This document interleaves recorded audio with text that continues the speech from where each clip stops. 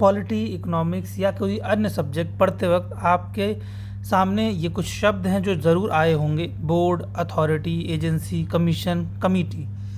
अगर आपने इन्हें वहाँ नहीं नोटिस किया हो तो आप आम जीवन में भी इनका नाम ज़रूर सुनते हैं। इनके बीच क्या बेसिक डिफरेंस है, इनका फंक्शन क्या है, इनका नेचर क्या है, इनके पास कितनी पावर होती है, इन सब को इस पूरी वीडियो में जानेंगे।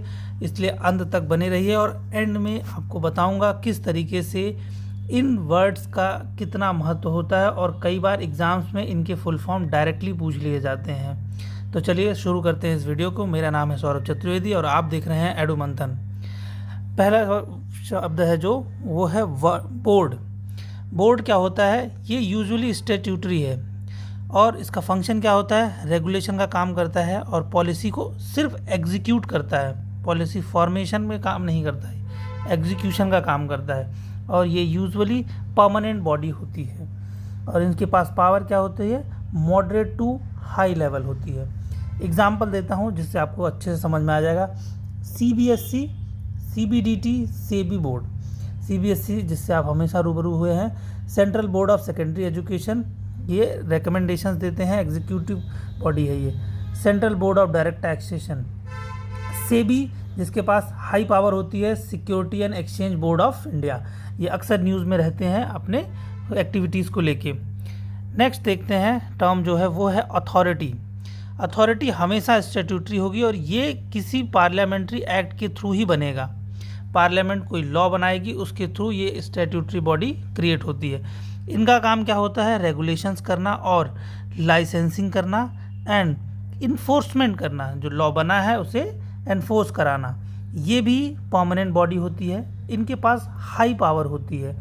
एग्जाम्पल देखते हैं जिससे आपको अच्छे से समझ में आ जाएगा। NHAI है, FSSAI है और UIDAI, national highway authority of India, जिसके मिनिस्टर हैं नितिन गडकरी साहब।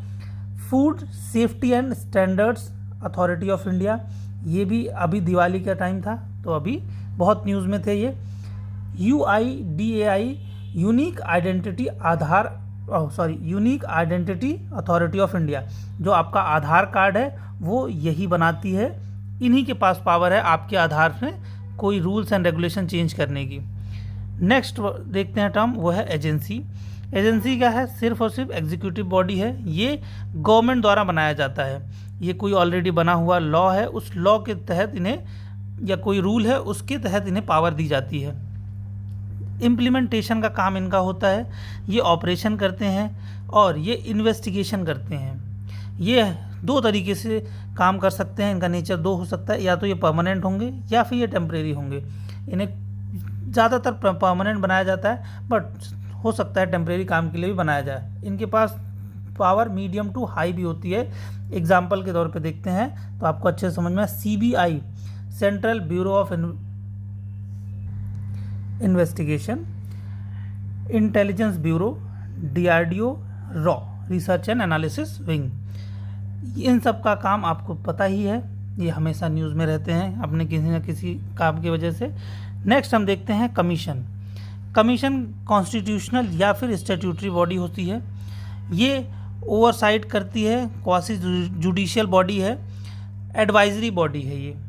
कई बार ये क्वासी जुडिशियल क्यों है? क्योंकि ये कुछ पनिशमेंट या कोई फाइन या इस तरीके का कोई जुडिशियल काम भी करते हैं। और ये क्या है? परमानेंट या फिर टेम्परेरी हो सकती हैं। इनके पास हाई लेवल ऑफ पावर होती है। जैसे कमीशन कौन कौन से हैं?